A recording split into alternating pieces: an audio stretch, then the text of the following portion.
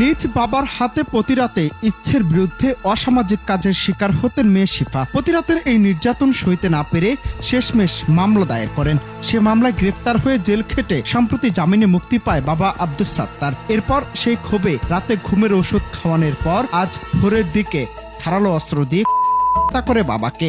পরে জরুরি সেবা 999 কল করে পুলিশকে শিফা বললেন, বাবাকে মেরে ফেলেছি, আমাকে ধরে নিয়ে যান। নিজ বাবার হাতে মেয়ে নির্যাতনের শিকার, আবার সেই মেয়ের হাতি বাবা। এমন ঘটনার সাক্ষী হলো আজ বাংলাদেশ। বাবা আব্দুস সাত্তারের নামে 2022 সালে তার মেয়ে শিফা নাটোরের সিংড়া থানায় একটি ধর্ষণের মামলা দায়ের করেছিলেন। ওই মামলায় সাত্তার দীর্ঘদিন কারাগারে ছিলেন। জামিনে বের হয়ে আবার মেয়ের সঙ্গে থাকতে শুরু করেন। তবে ওই মামলার জেরে বাবা মেয়ের মধ্যে বনিবনা হচ্ছিল না। মেয়েকে মামলা তুলে নেওয়ার জন্য বিভিন্নভাবে চাপও দিচ্ছিলেন সাত্তার।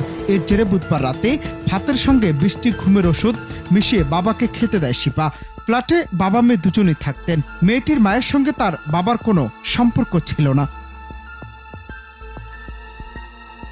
আজ বৃহস্পতিবার ভোরে সাভার পৌর এলাকার মজিদপুরে একটি 5তলা ফ্ল্যাটে এ ঘটনা ঘটে। ঘটনায় পুলিশ বলছে, নিহত আব্দুস সাত্তার নাটোর জেলার সিংড়া থানার ভগা গ্রামের বাসিন্দা। তিনি তার 23 বছর বয়সী মেয়ে জান্নাতকে নিয়ে ওই ফ্ল্যাটে বসবাস করছিলেন।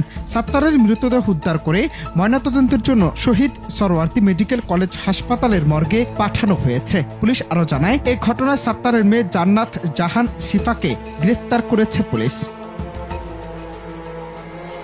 অনন্ত হাসান মাসুদ, বাংলা টিভি, ঢাকা।